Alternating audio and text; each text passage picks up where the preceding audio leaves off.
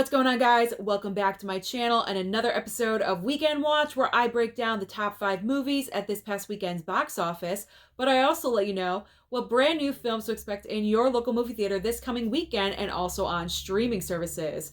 So good news to all Scream fans out there, myself included, because Scream 6's debut opening weekend pretty much ensures that this horror franchise is not going anywhere anytime soon. Scream 6 opened to a whopping $44.5 million, currently sitting at $67 million worldwide. And on top of that, Scream 7 was already greenlit before Scream 6 even opened.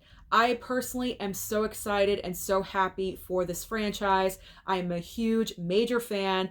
I have been for over 25 years now. It's my favorite horror franchise. Scream 6 definitely is not a perfect film.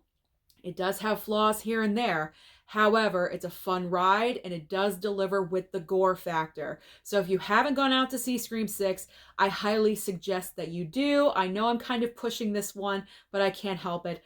I love it so much. It would not surprise me because of the repeat viewing rate if at this time next week I'm reporting that Scream 6 is at $100 million worldwide. So let's move on to spots 2 and 3. Spot 2 belongs to Creed 3, our former number 1, bumped down to number 2, went down about 50% to be expected, of course, but still brought in a very healthy $27.1 million, and Creed 3 is currently sitting at over $100 million worldwide. It's projected that Creed 3 by the end of its run will bring in about $150 million, which would be the highest of the entire Creed franchise so far. So these franchise films, Scream 6, Creed 3, doing extremely well at the box office. In third place is 65, unfortunately with Adam Driver. But this film did not bring in much. It brought in $12.3 million. It's very difficult to compete with major franchises as Scream and also Creed. So I do give it a little bit of credit. However, I haven't been hearing the best reviews about this movie. I do want to go and check it out for myself and make my own judgment and decisions about it, but that's not a good factor because word of mouth is going to spread. So I think 65 is going to start tanking very soon because John Wick Chapter 4 is right around the corner. All right, spots 4 and 5. Spot 4 goes to Ant-Man and the Wasp: Quantumania, bringing in another $7 million. Unfortunately, Ant-Man 3 is not performing as Marvel would expect. I don't even think it's going to reach $500 million worldwide. Extremely disappointing. But not so disappointing is fifth place, Cocaine Bear. Cocaine Bear brought in another $6.2 million. I believe worldwide total is currently hovering around the $60 million mark. As I mentioned last week, pretty incredible considering we're talking about a cocaine bear. So let's move on to the box office. What is new at the box office this coming weekend to give Scream and Creed a little bit of competition? Well, the big new entry, I'm not sure if we should be so worried about this one. It is Shazam: Fury of the Gods. Now, granted, this is a new DC movie, and automatically you would assume this is competition. It's going to claim number 1. However, I'm not so sure about that. I think there's going to be kind of a lack of interest in this one. Not a lot of people went and saw the first Shazam movie compared to all the other DC films. Plus, with James Gunn shaking up the DC universe and Shazam not continuing, what is there really to get excited about? I gotta be honest. I may just skip this movie and go and see Scream 6 again this weekend. I'm more excited about seeing Scream 6 than going to see Shazam. Plus, on top of it, marketing, not so good for this movie. I've gone to a lot of movies and I barely saw a trailer for Shazam: Fury of the Gods.